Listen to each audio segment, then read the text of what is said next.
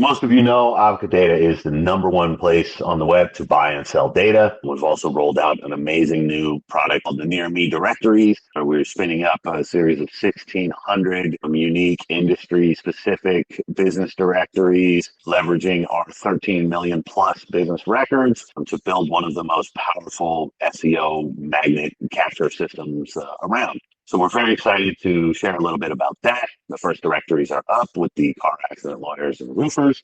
Just the ability to generate and engage in organic traffic is incredible. And so we're really excited about where that stuff is headed. As usual, I will pass it off to Brian, our fearless CEO and the insane mastermind behind a lot of this stuff. New features, some of the new things we've been working on, new things that are coming, and then we'll get into questions that appears to just about be deployed. So this is Avica Data. This is the very first data sets we ever created that I personally built all the scripts. I still maintain everything to the state, tax, and county offices to get real data, right? I like this bit more than what's out there now. I've been a lead form submission because the government told me, hey, ADL, Amir Curry, owns this property. So now it's not a guess of, okay, that they submit a solar lead and do they own the home? Are they a renter? So I personally, for that purpose, like this data. Then there is the intent data, which we've been getting very big with. And what this is tracking people who visit certain websites. So there's something called a SHA-256. This is a tracking cookie. Every time you go to a website, the website sees this. If you go to your website, you'll see this ID too. And we unmapped every single person's ID. So we know this ID goes to Deborah. So Deborah was on a website for casino party. And Deborah, we found her LinkedIn and we found some of her personal information. So this data is because Deborah was on a website and we have gotten Deborah's phone number. So you'll be able to select what do you want to match. So you have quite a few things you can look at. You can look at the home address. And why is the home address important? Well, if you go back to the tax assessment records, the government said that is their home. So just by providing that home address field from the data you saved, you'll be able to pull the newest phone number. And this is the best source I've ever used, Skiptracing, in the 5 years I've been doing this. So with this, you're getting the new phone number that was verified as of a month ago. So the white label will be able to resell the enrichment. We will be charging you in a bulk rate, 2 cents, and in a retail rate,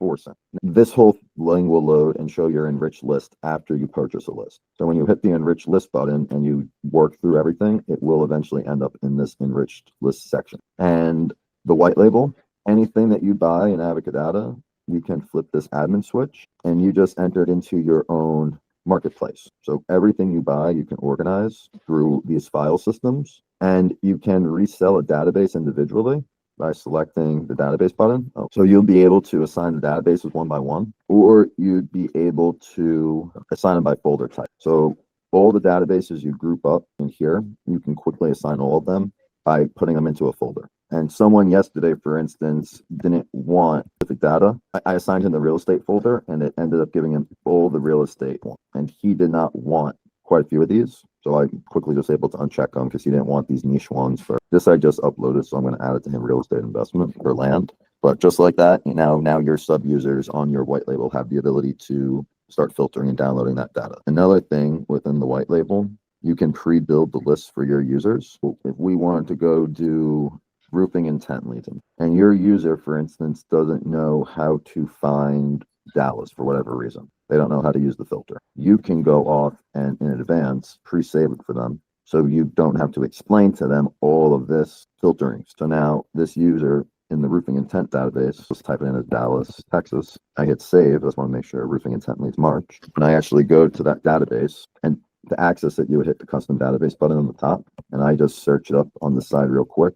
We'll do April instead. So I can go up, do the same thing, Dallas, Texas, get count, and now your user will be able to see Dallas right here. And they won't actually have to do those filters. So when this happens, your user or yourself can filter additionally from this list. So we just did Dallas, Texas. Now, if your user was, I want to find everyone 65 and older, they can sub-filter that list. So now they just did the filter of the 1,900 people, and they're pulling only from that list. So you can get very creative and it's unlimited, because now let's say that same person doesn't know how to use the system and they want to get an email list. Well, you can do the same exact thing again, select the database, make sure everyone has an email, and you can name it whatever you want. And that's if you've been following me for a while, the thing I always like to say is what's a lead, because really it is whatever people define it as, which is what's been wrong with everything. But now we have right here email list, and we just filtered the amount. So a lot of dynamic functionality with that. Hey guys, I'm Jason. How you doing? Hey Jason, how are you? Nice. Good. I have a question. It's a little bit unrelated to what you're talking about, but it's definitely related to that. I'm like part way there with my white label setup, and I have been for a long time. But I have a need for this data. I have clients that need this data. Is there a very, very concise step-by-step guide to finishing my white label setup? Yes. How to set up data website is definitely the most concise, where you get a little bit of everything. If you don't want to use Stripe, or if you don't have Stripe, there is a few partners we have that are doing Authorize, and they're going to help you do the integration with the API. Are they easier than Stripe? So Stripe, it ban people pretty quickly, and anything with online sales, Stripe you're going to get banned eventually, right? Even if it's not your fault. Like, I would win every chargeback that would come my way, but it's not even a matter of do you win. It's they just don't want that type of business because it does charge back. Authorize, on the other hand, these merchant providers are able to build you a solution for your need. So you have lower credit. Well, I don't understand it in full, but there's a processor, there's a clearinghouse, there's a merchant. And through that combination, these guys put a package together. It doesn't cost anything. I'm just talking about how credit card companies want to do business with you. They do scrutinize a lot. So, and it's a lot easier having a partner do it with you than. As a payment processor, I prefer working with an outfit like this. And I'll tell you, one of the main reasons is because when we asked him if he would make himself available to the community, he just did, no questions asked, and volunteered to do it again at any time. So, we'll have him around a lot more. He'll be accessible. People can interact directly with the company, and I think that's very helpful. I think as we're sort of, everybody's stuff is just slightly different. So, we've all got different sort of needs, even though it's all similar. It's all around a basic core product of data, but how we package and sell data and how we engage with our clients and all those types of things are going to be slightly different across the board, across industries and across people. In terms of a resource link, I forgot I built this. So I'm going to drop this link as well, which goes to a blog step by step. This is a full guide right here. Brian does this to us all the time. Brian will pop something open and go, oh, I forgot I built this. And it's like something totally amazing that we're like, oh my God, this is fantastic. I just wanted everybody to share in that brief moment of this is what we go through all the time, because this dude does not stop building stuff. Well, you know what? I mean, I build things so much that I sometimes forget to tell everybody about it too. So I feel you on that. I'm going to bookmark this right away, these resources that you sent, because these are really good.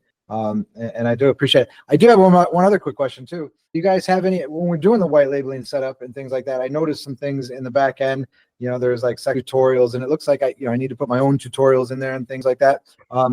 These are some of the things that take a little bit of time, especially since I'm just learning how all this system works. I'm wondering if there's any sort of like white labeled videos for like the tutorials for people, or if there's any like resources you guys have like that are, that will make it quicker for me to be up and running rather than having to build my own tutorials and things like that. Is there anything that we could pop into place that like already has that done by chance? Not currently, but we should eventually. Personally, I wouldn't recommend that, because people are going to come to you asking questions no matter what, and it's not a standard answer. For instance, the B2C database was down today. So you have to, so thinking on my feet, oh, don't worry about B2C, just go to homeowners, because homeowners is enriched to B2C, blah, blah, blah. Questions, because no question's the same usually. And a lot of these videos get made because people ask a question that's out of the ordinary. I need to find KFC franchise restaurants. And then I turn into a little video for a minute and a half and upload it.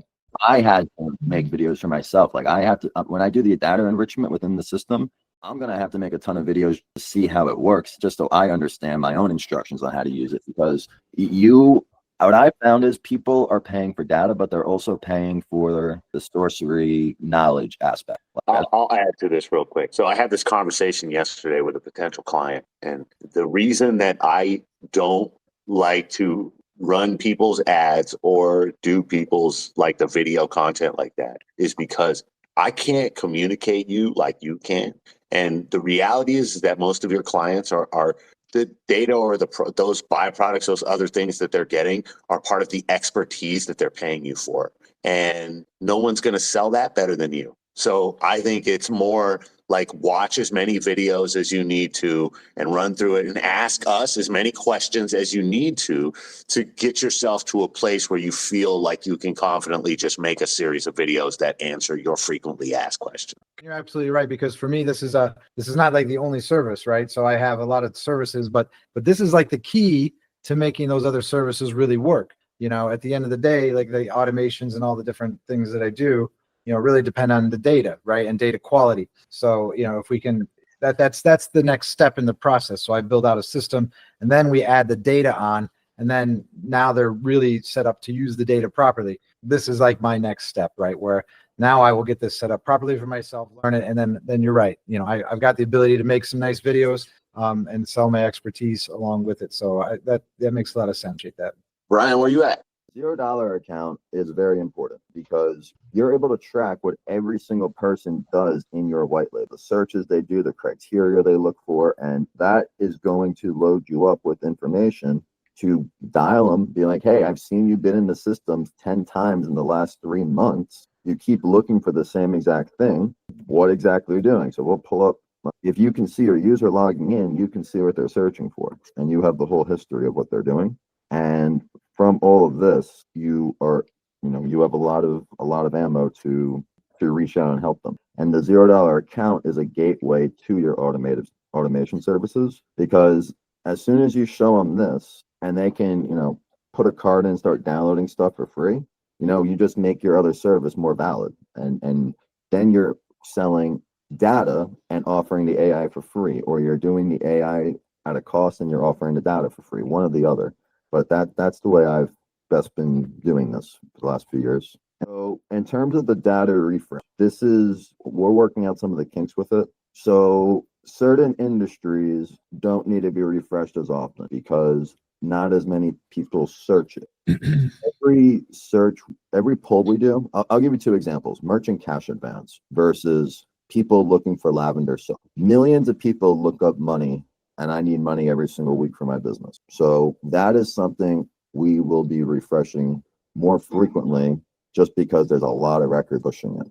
Now, as far as the lavender one, if there's only 70,000 people in a week that look it up, if we were, let's say, 3 days later to do another 7 days, we're now overlapping 4 days and the newest one, and it's all duplicates basically. So it depends on that, and that's kind of why I say with the audiences, you're better off going more broad instead of doing residential floor cleaning. Well, there might be mopping, there might be commercial floor cleaning. In my opinion, it's beneficial just to put them all together instead of separating them. And people will realize, hey, all right, I want to separate renters insurance and auto insurance from people looking to rent a home. And people learn on their own and come to you asking what they want.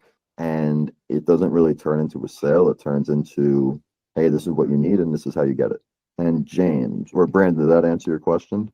Okay, great. And I think you're on the calendar for later too. So I'll see you then.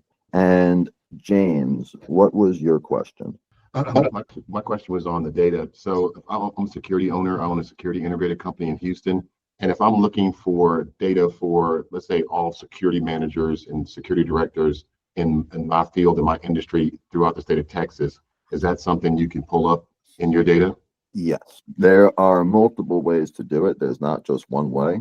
So the first way I thought of off the top of my hand is business professionals under the custom database. Everybody gets a database called business professionals. This we keep adding to. There's 36 million people. And what would be an appropriate job title for who you're looking for? Let's say security director. All right, so there's multiple ways to do it. So first way, we'll just type in security. And I'm actually going to build some custom lists, because this would be an example of why I'd want to build custom lists, because there's a lot of different ways to find what exactly James is looking for. So there's quite a few criteria. I'm just going to skip down to the ones I'm going to use. But the main ones I pay attention to are seniority level, job title, department, company industry, then the codes, and sometimes the actual company name. So the first thing you said, security director. We'll do this as a search one. We'll leave it as a job type. So in that instance, there's just over 1,000 people who have the job title security director. But and Mike, I see you're in here too, Mike F. This is an important thing because now that's not just one way to find security directors. There's another way. You can go off to the seniority level, put in director, and type in the job title security. Now we just separated. Okay, now we're looking for an array of security directors, security and director versus security director. And we found another 8,000 compared to the first 1,000. So we'll do we'll say security, job title, and starting my fingers. And there's a third way I thought of, and this can be security companies where people are in charge of the security companies, maybe as a third way. But that is a clever way. There's also one other way I want to point out that I just thought of. You can type in security and then do VP. So that's 13,000. Security job title. So by doing this, all of these searches you're now not going to have to do as a user. So if you're white labeling, whatever the case may be, this is the way to save your user a lot of time. And now you were just looking security directors, and now we have 3 unique lists where it's security director, job title, and those other 3. And likewise, as a direct end user, right now that you have, if you have those pre-built saved lists, you can also refresh those lists. Is that correct? Yes, these filters are pre-saved on the database. But that would consist of the job title, the name, the contact person, their phone number, email address. Yeah, so you get 80 to 90 different fields, personal information. So the children, the married, homeowner, estimated net worth, income. So that's phase 1. Now we're on to phase 2, where we get all the information about the company they work for. So under the business professional database, everyone has they work for the most part. But if you keep scrolling over, a lot of scrolling, we end up into more company details. So all of this is the type of company they work for, employee count, the name of the company they work for. Really, this I generally use just to understand who the person is, because the American Express person is definitely not a CEO. But if we keep looking, we can see that the industry they're in is financial services. Their department is information technology, and their job title is Director of Information Security. So this was the first list, which was filtering by job title and seniority level. And if you keep going, you never see seniority level director. So he's listed as a director. He did have director in his job title, but because we did it there, we pulled more records. And if we keep on going, we get to the contact info. When you save it, and you download the file, it shows you all the info. It's blacked out here so people can't scrape the system. And you get the emails, you get the cookie that they use to visit that basically tracks them where they go on the internet. You get the cell phone, and you get a Skiptrace wireless. So there's a lot of details. I'm not going to go over right now. Like, we can go over it later. But a lot of details of which phone to use. Simply put, mobile one you should use, and Skiptrace wireless. All the other phone numbers, for instance, if you were born in 1955, this could be the landline phone number that went to your rotary dialer. So this is, reference point, and you guys can use this number for skip tracing. So when you purchase for the $4.99, we're going to start implementing this today. You sign in through your normal profile that you made with Avocadata. In this case, it would be data space 2 space leads. You can see all the other white labels. Doesn't affect you or your users, because your users won't be able to see this just yet. But you can log in, and if you pay for the $4.99 package, you can now compile all the different data sets that you want within your brick. So we go off, I'll type in. If I do auto insurance, I can select just do auto insurance, but I can also select go find people that went to Liberty Mutual. I can go find people who went to United Service Automobile Association. Now, with these, this is where I was saying I would recommend possibly just doing a few databases, not doing one for each one, because if you went to USAA, very possible you went to Liberty Mutual, and now you just got the same person twice that you paid for it twice. So that's why I like to say start with one, and then you'll be able to adjust and add and subtract how you need to. I see a hand went up. If I have a B2C client that wants to reach parents with girls ages 6 to 17, do you have a database with that kind of info? So that's a good question. There's not one straight answer, but the answer is yes. And the way I personally would do it is I would go to business professionals and select that they have children And what was the other criteria? Children, B2C, parents, girls. So what I would do in this instance is if they have children, then I would think about, okay, what age range would children be in based on the age of the parent? If the parent's 35, the kids might be, you're talking about 6 to 17. So 35 minus 17, what's that? It's 17 again. So that's possible. We'll just go with that range. Now, we have 2.2 million people that are between the ages of 35 and 44 and that have children. Can you get the direct ages of the children? Maybe, if you did an intent database. Because if you tell us, okay, I want to find everybody that's Googling Barbies, well, that's a telltale indicator you have children nearby that are girls. And there's a Barbie category. And this is what I mean, the creativity, where you, in terms of if you're going to white label and sell the data, this is why people pay you to think of these solutions, because there is no one size fits all, other than are you emailing, are you dialing, or are you doing direct ads? And that's about it. But in short, this would be the way I would find, two different ways I would find what you're looking for, because then we can do the same thing, filter people who are parents. And if they're looking for Barbies, obviously they can be a grandparent or an aunt or an uncle, but they're in direct relationship with the person who. And how many keywords could you use to help try to define that audience of parents? You use just Barbie. Could you use a multitude?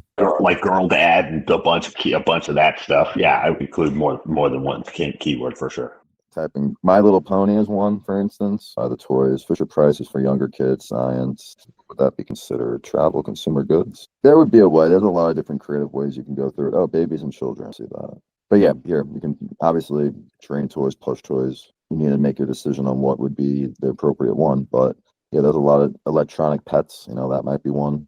But yeah, you can put any number of these together to make a single brick. So one brick is equal to any combination of these 18,000 emailing, right? So with these intent audiences, let's say you're pulling an audience of everybody who's looking for Barbies. Well, good old tariffs, talk about how much Barbies are going to go up in price. Maybe I don't know what it is you're selling to that audience, but still, you have an immeasurable amount of things that you can say. Like you can get on a Zoom with a friend right now and record yourself just like we are now and have a conversation about the industry and about how something external, with external being a current event that everyone's aware of, applies to their interests that they're looking for.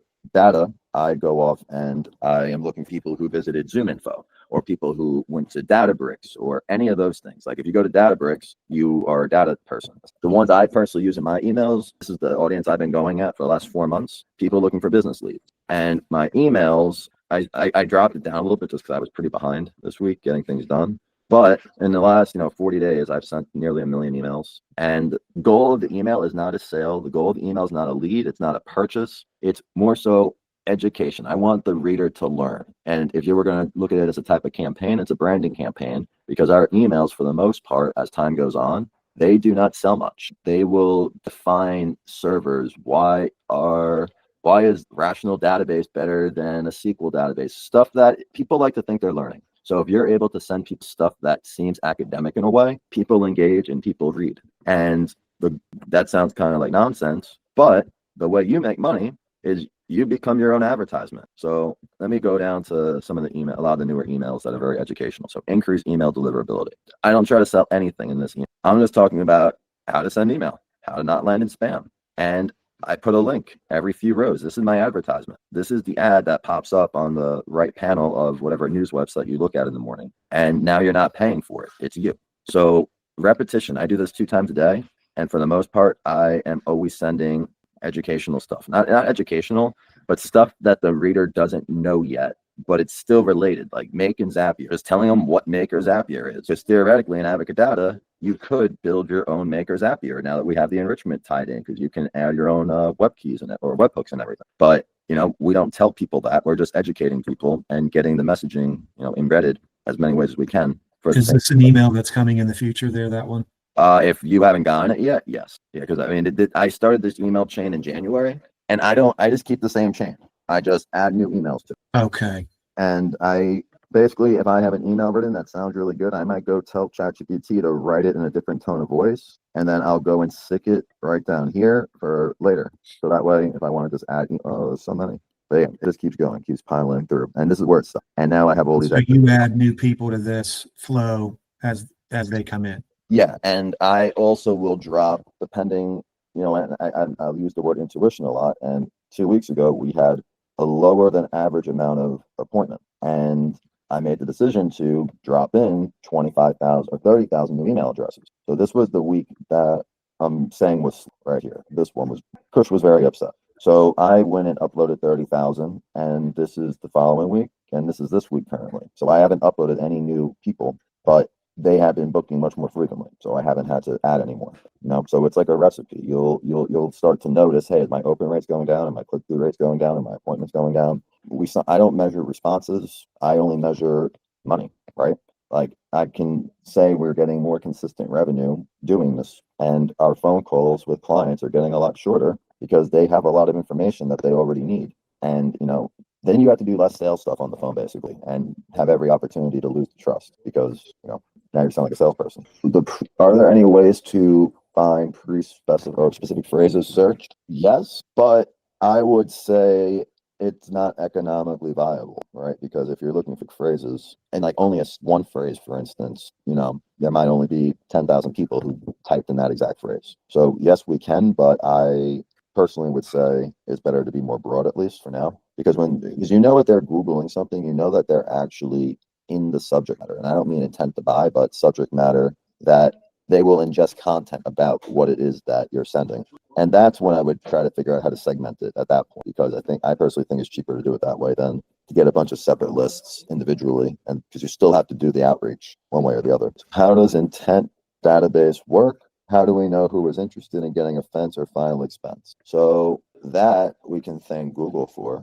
Let's go find what I'm looking for. So over in here, we have the custom. So why are these home sellers in February in week 4? Because this ID right here, this one or this one, was on websites that offer selling a home. This tab right here, these are people who were on websites to exit their timeshare one way or the other, go all the way to roofing or insurance, we'll say. These were people on any type of health insurance wallet. So that doesn't mean Medicare, that doesn't mean ACA, U65, just the person who wanted this database made for them, wanted just general insurance in a single state. But the brick, you're actually the one naming it, not us. So you tell us what you want to name it, then you tell us what, and that was kind of like the satire of this whole company is, what? Elite is what you say it is. We're telling you the real scientific reason why they're here. And if you want to call it intent data, if you want to call it high interest, if you want to call it a verified lead, I've heard everyone sell this data as everything that it isn't.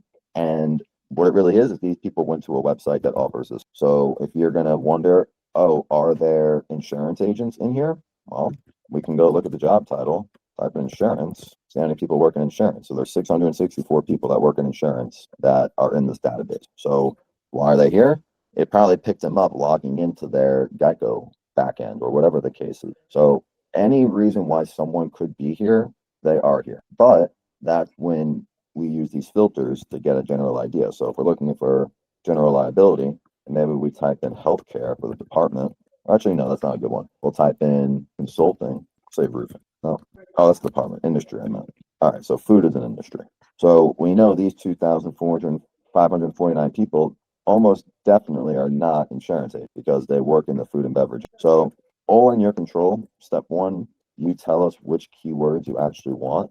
And then step 2 would be us uploading it. And then step 3 would be you being able to filter, download, everything like that. So that's where to get started. If you're not on the $0 account yet, you can go and do that. You have access to every database in Advocate Data. There's like 600, and I'm going to go add more of them actually. You're just limited on, you can only download 10 records a month. So, but you can access everything. You can filter through things, you can test, you can figure everything out without paying initially. These are all the databases attached, and I'm going to go. And if you white label anything you buy, this is how you can resell everything. Appears here, and then you can go off and select which databases you want the users who paid you for this customer plan to have total access. And Kush dropped his link. So if you want to make a free account, book an appointment, you'll be able to do that with him. He'll be able to help you out with everything. And do we have a data broker? We are working on. Interesting. Not yet. There's something coming though. Yeah. I mean, indirectly, yes, we're getting it done because we have all the shays already. So it's just us giving you something to deploy on your website, push the shay over to us, and then go out and fetch this info. So it's not going to be basically now that we've gotten past the enrichment deployment, it looks like. We're going to be able to start determining what we want to do next. And really the community tells us what to do next. Like you guys said, you want enrichment. So what we did, we paused dashboard 3 temporarily. We put a total pause on this because this wasn't a problem for users. It was, first we wanted to solve the problem, which was the data. So a couple things real quick. I saw we're coming down to the last few minutes, so I want to make sure we get all these things answered. Post the link in the chat for the calendar for people to add this to their calendar, because I keep sharing it with people and I don't know, I just have to share it with them every week sometimes. So hopefully we can figure out how people I think, Brian, you could share a link where they can add it to their calendar. So it's based on their settings. So I have 2,000 emails added to this event, but some people have settings to not let it automatically add to their calendar. All right. And there was a question about the email. We use Go High Level. Speaking of affiliate, we only have a few seconds left. So we got 5 minutes left. So let's hit this and we'll hit the road. So every account, whether you pay or not, gets an affiliate link. You get paid 20% recurring on it. So we give you access to keep track of who signs up, because at the end of the day, if you want to go back, I want you to cover how they get to this page from when they log in. Got it. So to get to this page, all you do is go over to the avocado, go to account, and everything's on this page where you have your referral link and your tracking. Now, this is meant for you as well, because maybe you start getting a lot of users that haven't signed up with us yet. That gives you the opportunity to spend the $4.99, put a white label on, and start recruiting these users to your white label to pay you. So the whole point of this is to create as much opportunity laid out, as possible for everyone to decide later on what to do. And also within the menu under affiliate customers, you'll be able to keep track of everything within here. Keep refreshing. This will be there real shortly. I'm going to have to figure out how to use it myself, because I just gave a bunch of instructions to them. So like I was saying earlier, let me figure out how to do it, and I'll produce the content and start deploying it. I'll make a separate playlist on YouTube. It's just for enrichment and Skiptracing feature. So be on the lookout for that. And if you're not subscribed to the YouTube yet, you should do that. You can turn off the notifications if you want, so you don't constantly get notified of a new video. But we produce a lot of videos that are very insightful, and they help a lot of people out. So listen, thank you everybody for attending this week's AMA. But definitely bookmark this in your calendar, share it with other people that you think would find this stuff helpful, or people that you collaborate with and build businesses with, or whatever. Listen, we get more effective with the more input and feedback that we get from you guys. So the questions, the participation, and these rooms, these meetings here that we do weekly are really important to us, and they mean the world to us. So I definitely appreciate everybody. We want everybody to know that we definitely hear all of the requests and the things that we need to continue to improve on. And as you can see, Brian builds relentlessly, and we're just nonstop. This thing, from where we've been, is just every week it's just getting a little bit better and a little bit better and a little bit stronger and a little bit stronger, and we're going to keep on improving. So thanks everybody. We'll see you next Wednesday at noon Eastern. Thanks, Chris. I see you have a meeting in 2 minutes, so I'll get Chris signed up. But thank you everybody. And any questions, drop them in, reach out to us. We're here. So appreciate it.